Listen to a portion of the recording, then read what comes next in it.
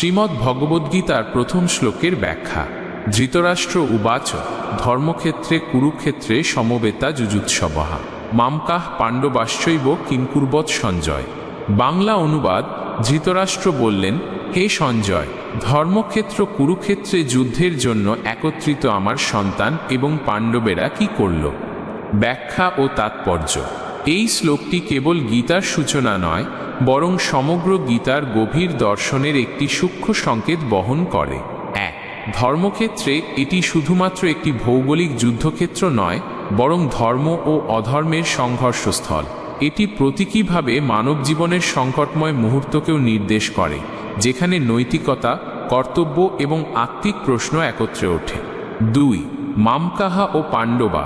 মামকাহা অর্থ আমার, পুত্রেরা, পাণ্ডবা চ অর্থ পাণ্ডবরাও। এই দুটি শব্দে ধৃতরাষ্ট্রের পক্ষপাত স্পষ্ট। তিনি পাণ্ডবদের নিজের বলে উল্লেখ করেন না। এটি ইঙ্গিত দেয় অহংকার ও মোহ কিভাবে একজন রাজাকে ন্যায়ের পথে অন্ধ করতে পারে।